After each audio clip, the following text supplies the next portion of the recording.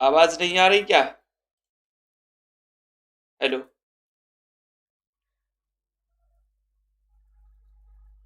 Hello hello hello.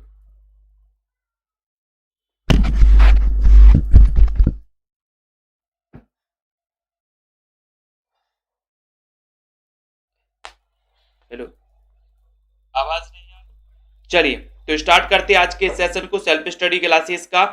ये जो वाला ऐप है सभी साथी डाउनलोड कर लेंगे, और जिन भी साथियों को ये नोट्स है दोस्तों, ये नोट्स परचेज करना है तो ये 3000 एमसीक्यू के नोट्स हैं जो 599 में, और हिंदी साहित्य के गद्य और पद्य साहित्य वाले जो भी जिनको भी ये नोट्स मंगवाना है, ये मात्र आप 1600 में मंगवा सकते हो। ठीक है, गद्य और पद्य साहित्य के पोस्ट 4 साहित्य है, और जिनको भी तीनों मंगवाना है दोस्तों, गद्य पद्य साहित्य और हिंदी साहित्य 3000 एमसीक्यू, तो ये मात्र आप 2100 रुपए में मंगवा सकते हो। ठीक है, ये 3000 एमसीक्यू की बुक है दोस्तों, बहुत ही बढ़िया है, जिसमें बहुत ही महत्वपूर्ण एमसीक्यू हैं। ठीक है, टीजीटी पीजीटी के लिए, एमपी टेट आदि के लिए बहुत ही उपयोगी है। हिंदी साहित्य प्लस व्याकरण के टॉपिक वाइज एमसीक्यू है, उत्तरमाला है, काव्य शास्त्र के भी इसमें क्वेश्चन है।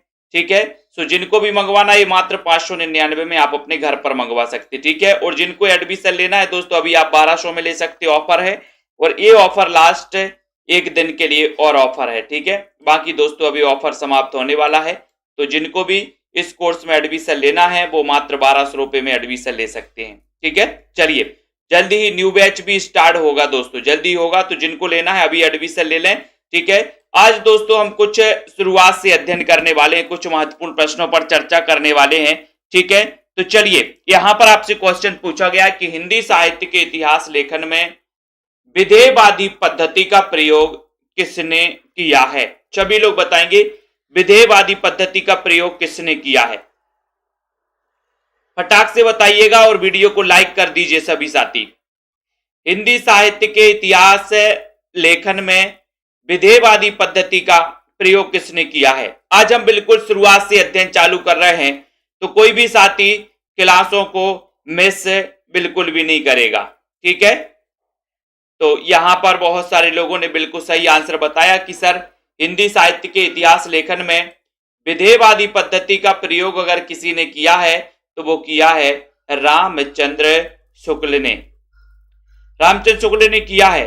ठीक है, तो आपका जो ये नंबर जो है वो बिल्कुल सही हो जाएगा, और सभी साथी उत्तर बताने में अपना ध्यान देंगे। यहां वहां के अगर कमेंट आपके आएंगे तो आप ब्लॉक हो जाओगे। ठीक है, इसलिए इस क्लास में केवल आपको उत्तर बताने में, क्लास से संबंधित दोस्तों कमेंट करने में ही रुचि दिखाना है। हिंदी साहित्य के इतिहास लेखन का सबसे प्रथम प्रयास किसने किया? 3 नंबर का क्वेश्चन है सभी लोग बताएंगे। गारसदा तासी ने, ग्रियर्सन, आचार्य शुक्ल, या फिर शिव सेंगर ने? शेयर कर दिया करो। हिंदी साहित्य के इतिहास लेखन का सबसे प्रथम प्रयास किसने किया है? प्रथम प्रयास बताना। शानदार क्वेश्चन है, बहुत ही बढ़िया क्वेश्चन।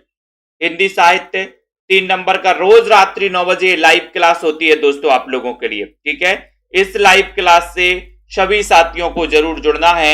ये क्वेश्चन आपसे पूछा गया है और सभी लोगों का आंसर है कि सर सबसे पहला प्रयास किया था गारसादा तासी ने। इनके ग्रंथ का नाम बताइए, कौन सा ग्रंथ इन्होंने लिखा था, कितने भागों में, ये प्रथम संस्करण में कितने भागों में प्रकाशित हुआ, फिर द्वितीय संस्करण इसका कब प्रकाशित हुआ और कितने भागों में प्रकाशित हुआ। ठीक है, तो ये चीज भी आपको बताना है। गारसादा तासी जो कि दोस्तों फ्रेंच विद्वान थे, फ्रांसीसी विद्वान थे, है ना, इन्होंने ग्रंथ लिखा था इस्तवार दा ललितुर एंदो हिंदुस्तानी। ठीक है, जिसका प्रथम संस्करण प्रथम भाग 1839 में और द्वितीय भाग इसका 1847 में प्रकाशित हुआ था। काय का? इस्तवार दा ललितुर एंदो हिंदुस्तानी का। कौन सी भाषा में लिखा गया था? तो ये लिखा गया था फ्रांसीसी भाषा में, फ्रेंच भाषा में लिखा गया था। कौन सा दोस्तों? इस्तवार दा ललितुर एंदो हिंदुस्तानी। ठीक है, अब आपको बताना है कि एक क्वेश्चन, पिछली बार जो क्वेश्चन आपका आया था वो आया था कि ये इसका दूसरा संस्करण कब प्रकाशित हुआ था? तो दूसरा संस्करण प्रकाशित हुआ था 1871 में। 1871 में इसका दूसरा संस्करण प्रकाशित हुआ। अब दूसरे संस्करण में ये कितने भागों में प्रकाशित हुआ, ये क्वेश्चन आपको बताना है राकेश जी। 1871 में ये दूसरा संस्करण इसका प्रकाशित हुआ, कितने भागों में? आनंद जी बताइए, कितने भागों में प्रकाशित हुआ था? तब आपका यहां पर जो का नंबर का आंसर है वो तो बिल्कुल सही आंसर है। ठीक है, सच्चे अर्थों में हिंदी साहित्य का प्रथम इतिहास ग्रंथ किसे माना जाता है? सच्चे अर्थों में पूछा गया है, तो आप इसमें क्या उत्तर लगाओगे? 4 नंबर का क्वेश्चन है। हेमंत जी सभी लोग बताएंगे, राकेश कुमार जी एक बार लाइक और शेयर जरूर कर देना अपने साथियों तक। ठीक है, और बहुत ही शानदार रिवीजन यहां पर आपका चालू हो गया है। रिवीजन में आप लोग बहुत अच्छे से पढ़ाएंगे। ठीक है, तो जल्दी से बताइए, फटाफट से बताना है। प्रियंका यादव जी सिर्फ कमेंट, आपको ये कमेंट करना है कि जो आपसे पूछा जा रहा है वो कमेंट करिए। ठीक है, नहीं तो यहां क्या हो जाता है, कुछ गड़बड़ हो जाता है। ठीक है, तो सच्चे अर्थों में हिंदी साहित्य का प्रथम इतिहास ग्रंथ किसे माना जाता है? शिवसेन सेंगर कृत शिवसेन सरोज को, या फिर ग्रियर्सन कृत modern vernacular literature of northern Hindustan को? तब आपका उत्तर है सी नंबर, ग्रियर्सन कृत modern vernacular literature of Hindustan को। ये सी नंबर आपका राइट आंसर है। ठीक है, अभी अपन पढ़ रहे हैं तो ये पढ़ाई वाली बातें यहां पर होना चाहिए। जब अपन मजाक करेंगे, हंसी मजाक, तो हंसी मजाक वाली बातें चलेंगी। ठीक है, तो यहां पर सी नंबर आपका बिल्कुल सही है, जो कि आपने बिल्कुल सही बताया है। अब इसके बारे में भी आपको बता देना है कुछ चीजें। Modern vernacular literature of northern Hindustan आपको पता है ये कब प्रकाशित हुआ था? तब आपका उत्तर होता है कि सर ये 1888 में प्रकाशित हुआ था। एशियाटिक सोसाइटी ऑफ बंगाल के विशेषांक में प्रकाशित हुआ था सबसे पहले। ठीक है, उसके बाद ये पुस्तकाकार के रूप में 1889 पुस्तकाकार के रूप में ये 1889 में प्रकाशित हुआ था, पुस्तक के आकार के रूप में। कौन सा? Modern vernacular literature of northern Hindustan. लेकिन बात यहीं तक नहीं रुकी है, आपको बताना है कि जो modern vernacular literature of northern Hindustan है ये किस भाषा में लिखा गया है, किस भाषा में लिखा गया, ये आपको बताना है। और इसमें कितने कवियों का उल्लेख किया गया है ये भी आपको बताना। राकेश जी ने बता दिया कि सर अंग्रेजी भाषा में लिखा गया, बिल्कुल सही है। अब आपको बताना है कि इसमें कितने कवियों का उल्लेख किया गया है, सभी लोग बताएंगे। बहुत ही शानदार अध्ययन चल रहा है, एक एक चीज एक एक बात पर अपन दोस्तों अध्ययन करेंगे।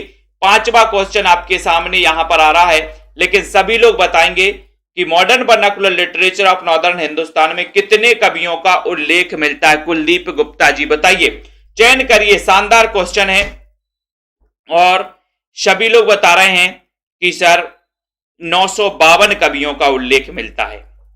बहुत बढ़िया। ठीक है, तो 952 कवियों का उल्लेख मिलता है, 952 कवियों का। 952 अपन को याद कर लेना है।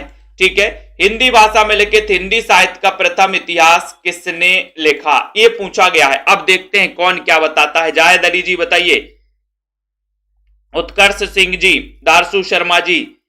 तो हिंदी भाषा में लिखित हिंदी साहित्य का प्रथम इतिहास ग्रंथ किसने लिखा है? वेरी गुड, विजय शंकर जी बताइए। और सभी साथी तैयारियों में लग जाइए दोस्तों, है ना। बहुत हो गए त्योहार और बहुत हो गई, है ना।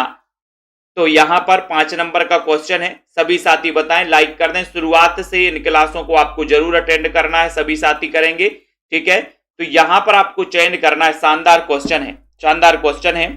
सभी लोग बता रहे कि सर हिंदी भाषा में लिखित, यहां पर शुद्ध पूछा गया हिंदी भाषा में लिखित, क्योंकि अभी तक जो ऊपर के आपके जो ग्रंथ लिखे गए, एक तो फ्रांसीसी भाषा में लिखा गया, एक अंग्रेजी भाषा में लिखा गया, लेकिन हिंदी भाषा में कोई नहीं लिखा गया।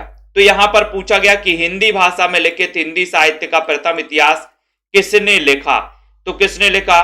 शिवसेन सेंगर ने लिखा। इनका ग्रंथ कौन सा था? शिवसेन, है ना, सरोज। ठीक है, बहुत बढ़िया। तो आपका बिल्कुल यहां पर जो डी नंबर है वो बिल्कुल सही आंसर है। डी नंबर जिन्होंने भी बताया, शानदार क्वेश्चन है। अगले क्वेश्चन की ओर हम यहां पर जाएंगे। एक बार वीडियो को लाइक जरूर कर देना सभी साथी। यहां पर आ रहा है दोस्तों, हिंदी साहित्य में काल विभाजन एवं नामकरण का प्रयास सबसे पहले किसने किया है? सभी लोग बताइए, जल्दी से चयन करिए। आनंद जी, तबीयत खराब हो रही है, ध्यान रखिएगा, है ना। रतिपाल जी, विश्वास मलिक जी, चयन करिए। हिंदी साहित्य में काल विभाजन, हिंदी साहित्य में काल विभाजन एवं नामकरण। नामकरण सर्वप्रथम, नामकरण का जो प्रयास है वो सर्वप्रथम किसने किया है? तो ये बिल्कुल शानदार क्वेश्चन है, अच्छा क्वेश्चन है, 6 नंबर का क्वेश्चन है और सभी लोगों का आंसर है कि सर ये जो काल विभाजन है, नामकरण है, इसका जो सबसे पहले प्रयास किया वो जॉर्ज ग्रियर्सन ने किया। अब अगर मैं एक क्वेश्चन पूछूं आप लोगों से कि जॉर्ज ग्रियर्सन कहां के विद्वान थे, तो बताइए, ऋषि जी बताइए, ऋषिकांत जी बताएं, जॉर्ज ग्रियर्सन कहां के विद्वान थे, बताओ।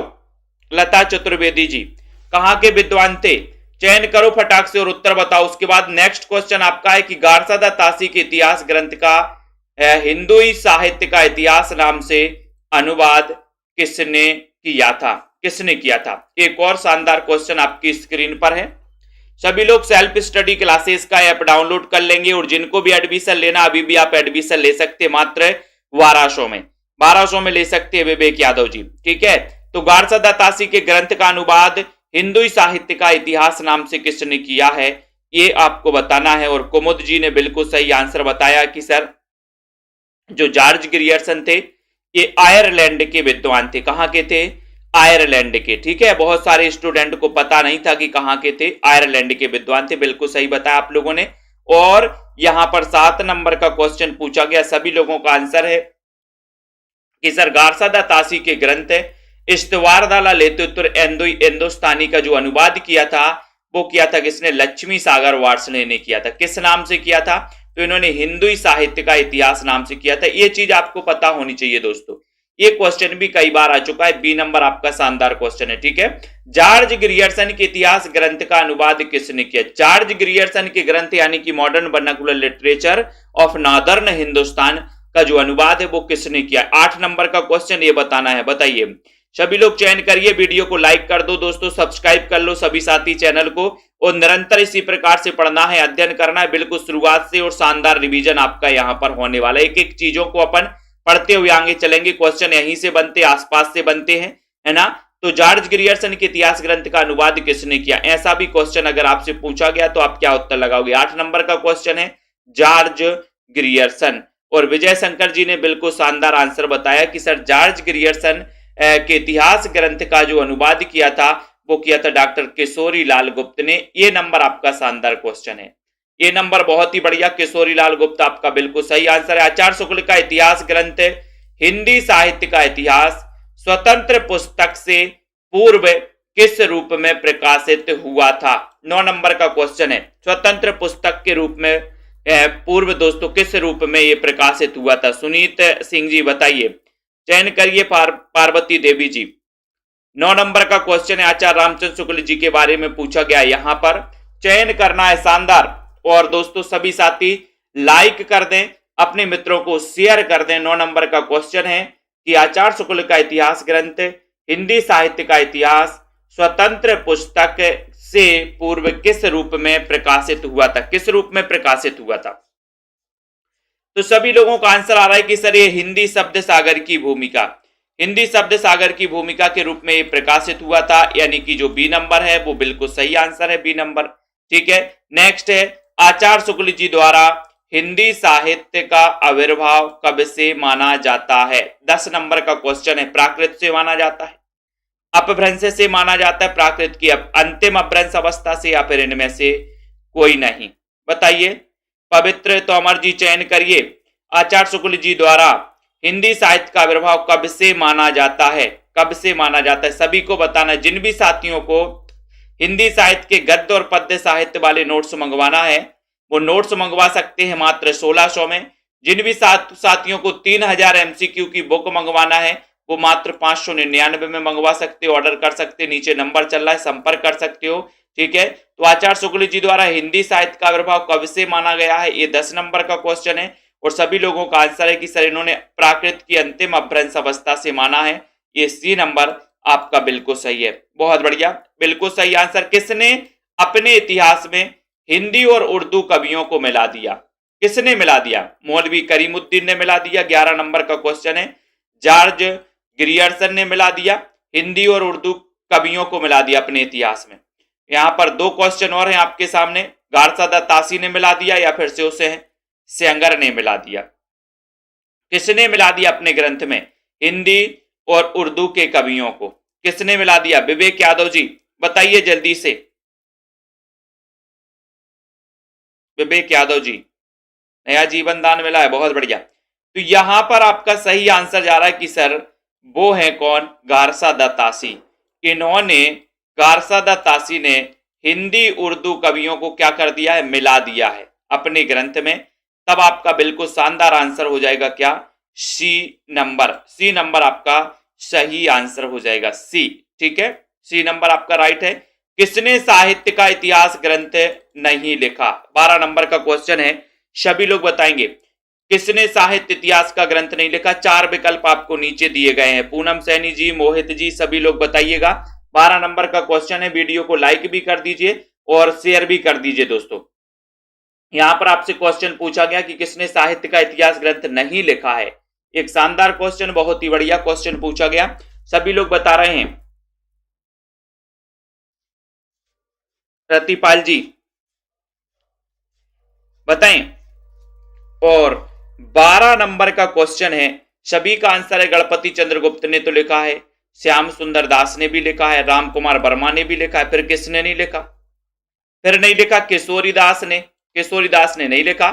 तो आपका जो बी नंबर है, बी नंबर आपका यहां पर बिल्कुल सही आंसर हो जाएगा। सभी लोगों ने बिल्कुल बी ही लगाया, कुछ लोग राम कुमार, कुछ लोग श्याम सुंदर लिख रहे हैं, राकेश जी बहुत बढ़िया। ठीक है, अगला क्वेश्चन देखो, शिक्षित जनसमूह की बदलती हुई प्रवृत्तियों को लक्ष्य करके साहित्य के इतिहास ग्रंथ किसने लिखा है, वो साहित्य का इतिहास ग्रंथ किसने लिखा। बहुत अच्छा क्वेश्चन है। शिक्षित जनसमूह की बदलती हुई प्रवृत्तियों को लक्ष्य करके साहित्य के इतिहास ग्रंथ, साहित्य का इतिहास ग्रंथ किसने लिखा है, चयन करो। 13 नंबर का बहुत ही शानदार क्वेश्चन है दोस्तों, और एक सुंदर सा अभ्यास, सुंदर सी एक शुरुआत आप लोगों के लिए बहुत ही बढ़िया है। बिल्कुल चयन करना है यहां पर, शिक्षित जनसमूह की बदलती हुई प्रवृत्तियों को लक्ष्य करके साहित्य के इतिहास ग्रंथ किसने लिखा है। 13 नंबर का क्वेश्चन है, और 13 नंबर के क्वेश्चन में सही आंसर जा रहा है आपका कि सर वो लिखा है किसने, आचार्य रामचंद्र शुक्ल ने। ठीक है, तब आपका उत्तर बी नंबर, शिक्षित जनसमूह की बदलती हुई प्रवृत्तियों को लक्ष्य करके साहित्य का इतिहास ग्रंथ लिखा है किसने, शुक्ल जी ने।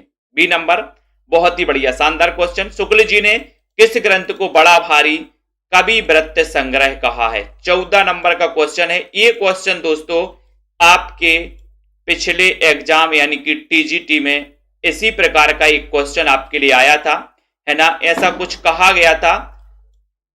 तो बताइए, इसी प्रकार से कुछ क्वेश्चन आया था दोस्तों आपके एग्जामों में टीजीटी में पिछली बार, किस किस ने पढ़ा था। इसी टाइप का थोड़ा सा बदला हुआ क्वेश्चन था, बाकी है ना, ये क्वेश्चन आप पढ़ लेते तो उत्तर जरूर लगा देते उसको। तो शुक्ल जी ने किस ग्रंथ को बड़ा भारी कवि वृत्त संग्रह कहा है, ये 14 नंबर का क्वेश्चन है, सभी लोगों को बताना है 14 नंबर में। तो आपका उत्तर बिल्कुल सही आंसर जा रहा है कि सर ये है मिश्र बंधु कृत मिश्र बंधु विनोद, यानी कि सी नंबर आपका सही है। ठीक है, इसे रामचंद्र शुक्ल जी ने कवि वृत्त, बड़ा भारी कवि वृत्त संग्रह कहा है दोस्तों। ठीक है, और आपको पता ही है कि सर मिश्र बंधु विनोद ये मिश्र बंधुओं द्वारा लिखित है, 4 भागों में प्रकाशित है।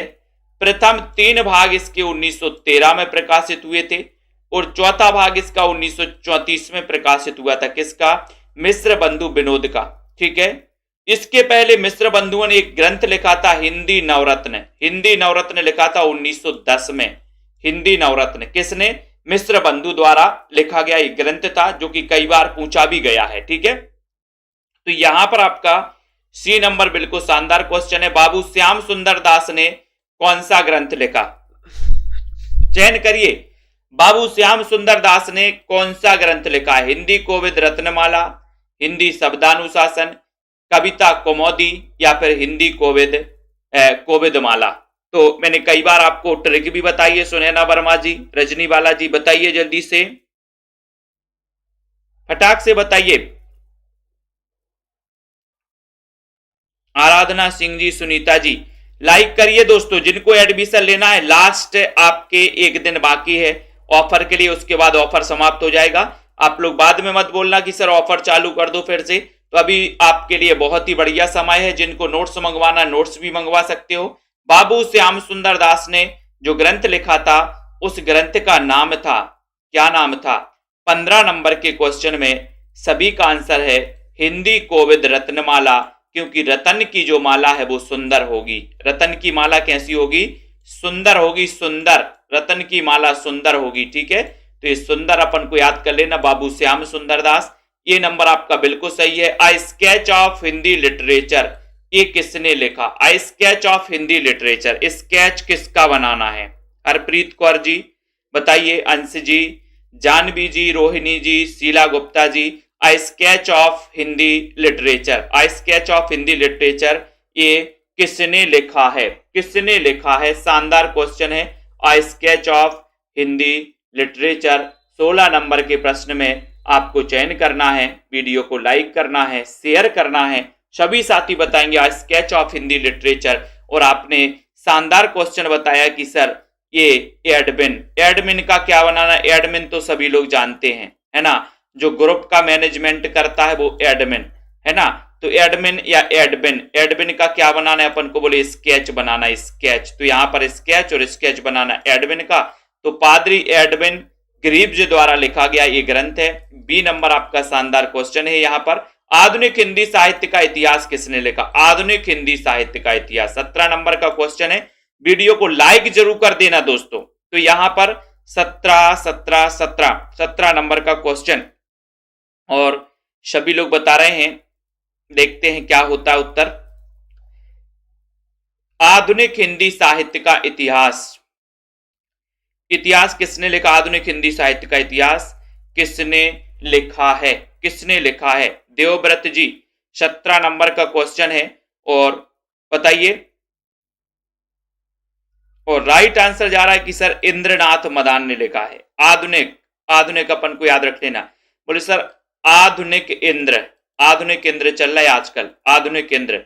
दोनों में से ही बताना था। इंद्रनाथ मदान आपका बिल्कुल सही है, बी नंबर आपका राइट आंसर है, ठीक है। अगले क्वेश्चन की ओर हम बढ़ेंगे, वीडियो को सभी साथी लाइक कर देंगे, है ना। अगला क्वेश्चन आपकी स्क्रीन पर है कि खड़ी बोली हिंदी साहित्य का इतिहास किसने लिखा? 18 नंबर का क्वेश्चन है, खड़ी बोली हिंदी साहित्य का इतिहास किसने लिखा है? सभी लोगों को दिख रहा है तो जल्दी से बता दीजिएगा, जल्दी से। प्रीतिपाल जी, दारसू जी, सरिता जी, सभी लोग बताएंगे खड़ी बोली हिंदी साहित्य का इतिहास किसने लिखा है। और ये बहुत ही शानदार रिवीजन आपका यहाँ पर चालू हो रहा है। सभी साथी निरंतर क्लासें आपको अटेंड करनी है, निरंतर आपको पढ़ना है। तो बताओ खड़ी बोली हिंदी साहित्य, खड़ी बोली हिंदी साहित्य का इतिहास किसने लिखा है? 4 विकल्प हैं। 18 नंबर का क्वेश्चन है, खड़ी बोली हिंदी साहित्य। और मैंने याद भी करवाया आप लोगों ने। राइट आंसर है कि सर खड़ी बोली के लिए क्या हो गए? ब्रज गए, ब्रज।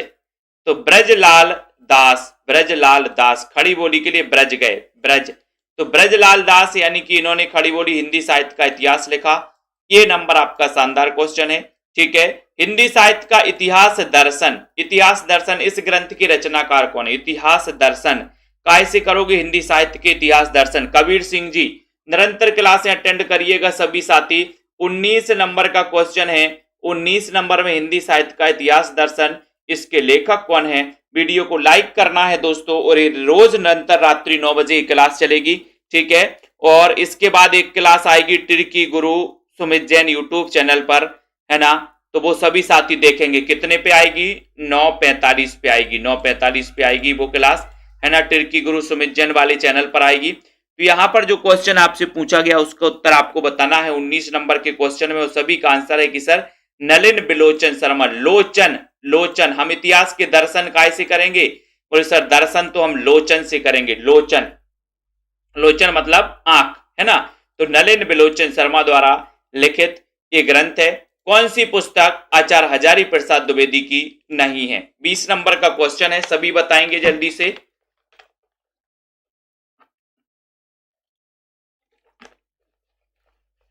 फटाफट बताओ, पहले सभी साथी कमेंट लिखो। कौन सी पुस्तक आचार्य हजारी प्रसाद द्विवेदी की नहीं है? 20 नंबर का क्वेश्चन है। और सभी साथी बता रहे हैं कि सर हिंदी साहित्य का उद्भव और विकास, ये तो है। हिंदी साहित्य का आदिकाल, ये भी है। हिंदी साहित्य की भूमिका, ये भी है। आपको पता है 1952 में लिखा गया ये ग्रंथ, हिंदी साहित्य का आदिकाल भी 1952 में ही लिखा गया। हिंदी साहित्य की भूमिका कितने की हो गई? 40 की हो गई, तो ये 1940 में लिखा गया। ठीक है, तो ये तीनों ही ग्रंथ दोस्तों आचार्य हजारी प्रसाद द्विवेदी के हैं। बाकी हिंदी साहित्य का विमर्श ये रचना इनकी नहीं है। आपका उत्तर है डी नंबर। ठीक है, बिल्कुल सही है। बाकी हिंदी साहित्य का उद्भव और विकास 1952 में, हिंदी साहित्य का आदिकाल 1952 में और हिंदी साहित्य की भूमिका 1940 में, ये लिखे हैं किसने? हजारी प्रसाद द्विवेदी ने। और आपको पता है पहले से कि हिंदी साहित्य के प्रथम काल को यानी कि प्रारंभिक काल को हजारी प्रसाद द्विवेदी ने आदिकाल की संज्ञा दी थी। ठीक है, बहुत बढ़िया। नेक्स्ट क्वेश्चन, राजस्थानी साहित्य की रूपरेखा ये किसने लिखी? 21 नंबर का क्वेश्चन है, चयन करिए अशोक जी। बिल्कुल, विमर्श पद्मलाल पुन्नलाल, वेरी गुड। अर्जुन सरोज जी, तो चयन करना है राजस्थानी साहित्य की रूपरेखा ये किसने लिखी है? सरिता यादव जी, चयन करिए 21 नंबर में। बहुत ही शानदार क्वेश्चन है। राजस्थानी साहित्य की रूपरेखा कैसी है? कैसी है भैया रूपरेखा? सभी लोगों को लगभग पता है कि सर राजस्थानी साहित्य की जो रूपरेखा है वो कैसी है? मोती जैसी है, मोती। राजस्थानी साहित्य की रूपरेखा कैसी है? मोती जैसी है। तो मोतीलाल मेनारिया, बी नंबर आपका सही है। राजस्थानी साहित्य की रूपरेखा मोती जैसी है, बी आपका। बहुत बढ़िया, शानदार क्वेश्चन है। हिंदी साहित्य और संवेदना का विकास नामक ग्रंथ इसके लेखक कौन है? 22 नंबर का क्वेश्चन है। तनु जी बताइए, चयन करिए अरविंद यादव जी। हिंदी साहित्य और संवेदना का विकास नामक ग्रंथ के लेखक कौन है? कौन है? महावीर प्रसाद द्विवेदी है, हजारी प्रसाद द्विवेदी है, राम कुमार वर्मा है, रामस्वरूप चतुर्वेदी हैं। 22 नंबर का क्वेश्चन है। वीडियो को लाइक शेयर करना है। हिंदी साहित्य और संवेदना का विकास नामक ग्रंथ के लेखक कौन है? रेखा जी, मोहित जी, अर्चना, मुकेश जी, विशाल जी, सीमा, सरोज जी, गीता जी। 22 नंबर का शानदार क्वेश्चन है और सभी लोगों का आंसर जा रहा है कि सर हिंदी साहित्य और संवेदना हम किसके प्रति प्रकट करेंगे? जिसका हमें स्वरूप पता होगा, जिसका हमें स्वरूप पता होगा उसके प्रति हम संवेदना प्रकट करेंगे। संवेदना, तो संवेदना में स्वरूप से हो जाएगा रामस्वरूप चतुर्वेदी, डी नंबर। ठीक है, रामस्वरूप चतुर्वेदी आपका जो डी नंबर है वो बिल्कुल सही आंसर है। लाइक कर दो सभी साथी। वियोगी हरि ने ब्रज माधुरी सार में ब्रज भाषा के कितने कवियों का जीवन वृत्त और उनके काव्य संकलनों को प्रस्तुत किया है? 23 नंबर का क्वेश्चन पूछा गया। अंकित सीपी जी बताइए, वियोगी हरि ने ब्रज माधुरी सार में ब्रज भाषा के कितने कवियों का जीवन वृत्त और उनके काव्य संकलनों को प्रस्तुत किया? शानदार क्वेश्चन। ललिता जोशी जी, सुभाष चंद्र जी, कितने कवियों का? बिल्कुल, कुलदीप जी बताइए। 23 नंबर का क्वेश्चन है, 23 नंबर का क्वेश्चन है। और वियोगी हरि ने ब्रज माधुरी सार में ब्रज भाषा के कितने कवियों का जीवन वृत्त और उनके काव्य संकलनों को प्रस्तुत किया है? तो बिल्कुल सही बताया है मुकेश जी, गीता जी ने कि सर ये उत्तर है 26 यानी कि आपका जो आ नंबर है वो 26 आपका बिल्कुल सही है। ठीक है, ब्रज माधुरी सार ब्रज भाषा के कितने? 26 कवियों, 26 याद कर लेना ब्रज माधुरी सार में। ठीक है, अगला क्वेश्चन आपकी स्क्रीन पर आ रहा है कि नाभादास के भक्तमाल में कितने भक्तों और कवियों का वर्णन है? बहुत ही अच्छा क्वेश्चन है। 24 नंबर का प्रमोद जी, रोहिणी जी, आशु जी बताइए, चंद्रपाल सिंह जी, अर्जुन सरोज जी, नाभादास के भक्तमाल में कितने भक्त कवियों का वर्णन है? कितने भक्त कवियों का वर्णन है? शानदार, कितने भक्त कवियों का वर्णन है? 250 भक्त कवियों का है, 200 कवियों का है, 260 कवियों का है या फिर 280 कवियों का है? कितने कवियों का है? 24 नंबर का क्वेश्चन है। 24 में सभी लोग बताएंगे, 24 में राइट आंसर है। और सभी लोगों का आंसर आ रहा है कि सर नाभादास में 200 भक्त है, 200 भक्त कवियों का वर्णन है। ठीक है, अब आपको बताए भक्तमाल की भाषा क्या है? भक्तमाल की भाषा बताइए। भक्तमाल की रचना दोस्तों अधिकांश विद्वानों ने 1585 मानी है। अनेक विद्वानों ने अनेक मत अपने प्रकट किए हैं।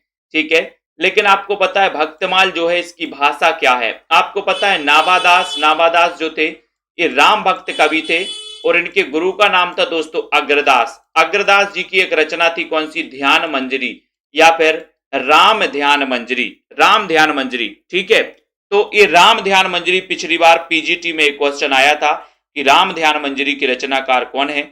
यहां पर आपका बी नंबर सही है। और भक्तमाल की जो भाषा मानी जाती है वो कौन सी मानी जाती है? ब्रज, ब्रज भाषा मानी जाती है भक्तमाल की। बहुत ही शानदार क्वेश्चन। हिंदी साहित्य का बृहत इतिहास कितने खंडों में प्रकाशित है? यहां पर आपको ऑप्शन अनुसार उत्तर सही लगाना है। 25 नंबर का क्वेश्चन है ना। तो यहां पर बृहत इतिहास कितने खंडों में प्रकाशित है, कुल मिला के कितने खंडों में प्रकाशित है, ऐसा क्वेश्चन अगर आपसे आएगा तो आप क्या उत्तर लगाओगे? बताइए। विशाल कुमार जी और सभी लोग बता रहे हैं कि सर 25 में उत्तर बताना है, 25 का राइट आंसर बताना है ना। तो यहां पर एक ऑप्शन आपको 18 भी दिया है दोस्तों। क्या दिया है? और सभी लोगों ने लगा दिया है क्या? 16। लेकिन ये 18 बृहत इतिहास जो है कितने खंडों में प्रकाशित? 18 खंडों में प्रकाशित है। यहां एक ऑप्शन आपको 18 खंड भी दिए, 2 खंड और प्रकाशित हुए हैं इसके। 16 खंड पहले प्रकाशित हुए और 2 खंड और प्रकाशित हुए, तो कुल मिला के 18 खंडों में प्रकाशित है। तो आपका यहां पर जो सी नंबर है वो सी नंबर आपका बिल्कुल सही होगा दोस्तों। ठीक है, तो यहां पर सी भी आप लोगों को देखना था, है ना। ज्ञान राशि के संचित कोश ही का नाम साहित्य है। ये पिछली बार क्वेश्चन आया था। सभी लोग बताइए जल्दी से, 26 नंबर का क्वेश्चन है। सभी लोग बताएं, वीडियो को लाइक कर दो जल्दी से। ज्ञान राशि के संचित कोश का नाम साहित्य है, साहित्य है। ये कथन किसका है? ये कथन बताना है। ये कथन किसका है? आचार्य भट्ट का है, आचार्य शुक्ल जी का है?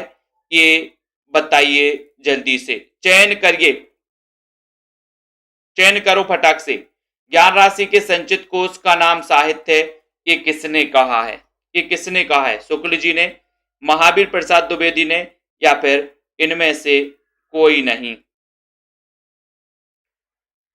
और सभी लोगों का आंसर जा रहा है कि सर ये ज्ञान राशि के संचित कोश का जो नाम है वो साहित्य है और एक कथन है किसका? महावीर प्रसाद द्विवेदी का। सी नंबर आपका बिल्कुल सही है, सी नंबर। ठीक है,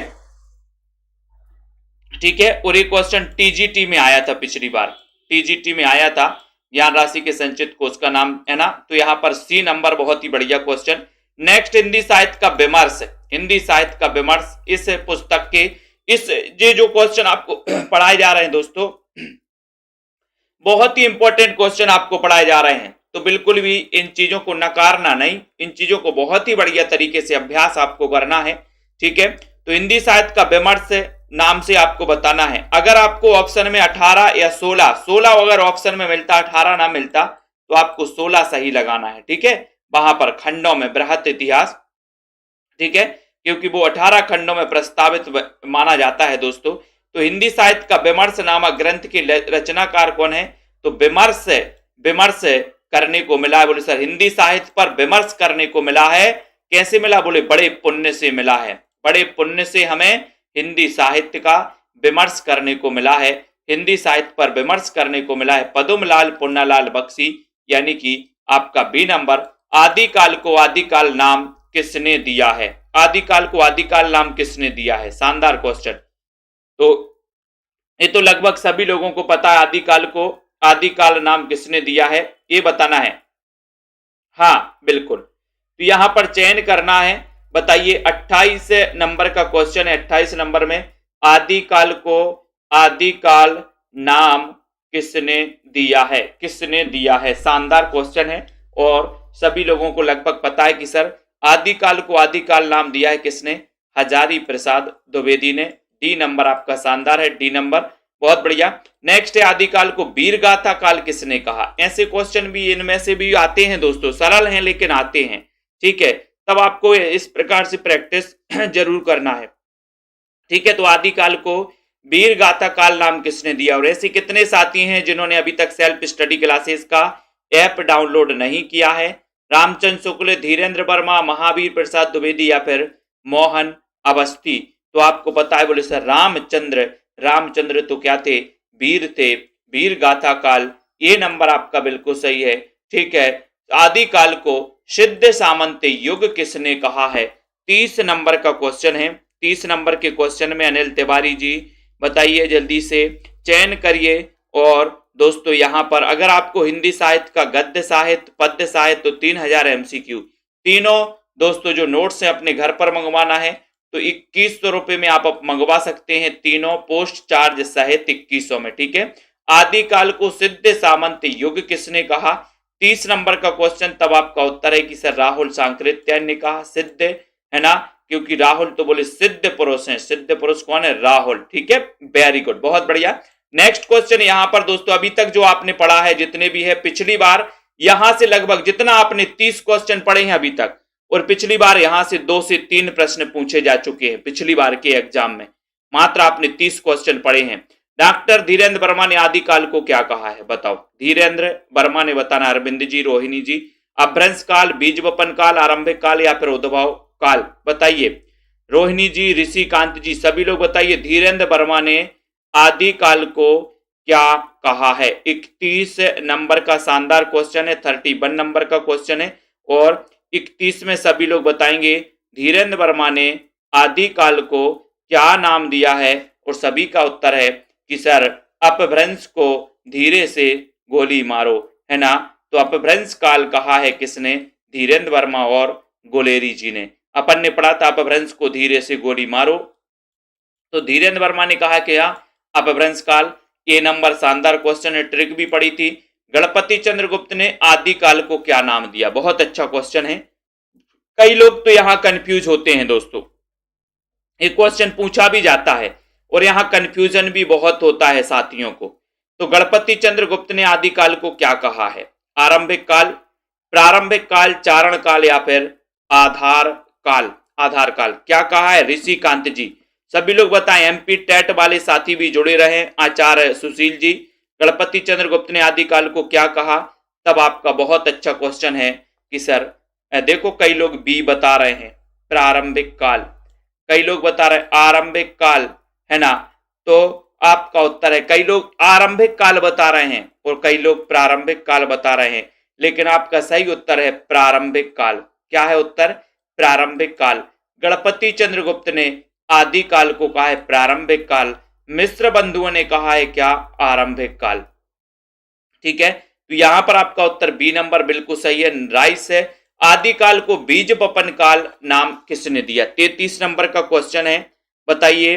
रिया जी, सभी लोग लाइक कर देंगे टिर्की गुरु यूट्यूब चैनल पर, टिर्की गुरु यूट्यूब चैनल, टिर्की गुरु सुमित जैन यूट्यूब चैनल पर 9:45 से एक बढ़िया मैराथन क्लास आने वाली है, 9:45 से अभ्यास के लिए, ठीक है। इस क्लास के जस्ट बाद आपको लिंक मिलेगी दोस्तों, है ना।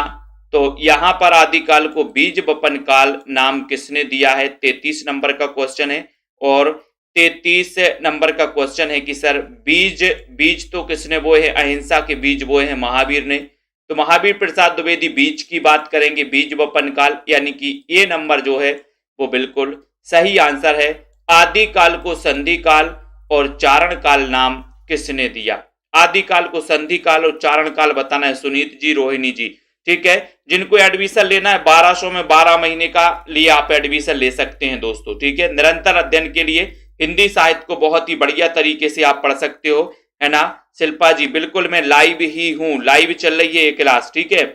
आदिकाल को संधि काल और चारण काल पूछा गया है और संधि काल में आपका 34 नंबर का क्वेश्चन बिल्कुल सही जा रहा है कि सर ये संधि काल और चारण काल। कोई बताएगा संधि काल का समय क्या माना था रामकुमार वर्मा ने? ये रामकुमार वर्मा ने तो माना है, डी नंबर आपका बिल्कुल सही है, लेकिन रामकुमार वर्मा ने संधि काल का समय क्या माना है ये आपको बताना है। जल्दी से बता दो, वीडियो को लाइक कर दो, ठीक है। संधि काल का समय क्या माना है सभी लोग बताएंगे दोस्तों। ये सेल्फ स्टडी क्लासेस का ऐप है जिसको आप सभी साथियों को डाउनलोड करना है। ये दोस्तों हिंदी साहित्य के गद्य और पद्य साहित्य वाले नोट्स हैं, 3000 MCQ वाले, जिनको मंगवाना है संपर्क करेंगे, है ना। ये 3000 MCQ महत्वपूर्ण 3000 MCQ हैं, टॉपिक वाइज हैं। काव्य शास्त्र के भी दोस्तों MCQ हैं, इसमें व्याकरण के भी हैं, साहित्य के भी हैं। जिनको मंगवाना है आप लोग मंगवा सकते हैं, ठीक है। और जिनको एडमिशन लेना है सो अभी मात्र एक दिन के लिए बचा है ऑफर, जिसमें आप 1200 में 12 महीने के लिए दोस्तों इसका लाभ ले सकते हैं। जिन भी साथियों को लेना है 750 से 1000 तक। बहुत बढ़िया, बिल्कुल सही है। विजय शंकर जी, नीतू जी, शेरनी जी, तनु जी, रमा जी, जानवी, बिंदु लता जी, दारसू, अरविंद जी, शिल्पा जी, ठीक है। जस्ट दोस्तों आपका 9:45 पर क्लास आने वाली है, टिर्की गुरु सुमित जैन यूट्यूब चैनल वाले उस पर, है ना। तो आप सभी साथी देखिएगा, अध्ययन करिएगा, ठीक है। तो सभी को धन्यवाद। जय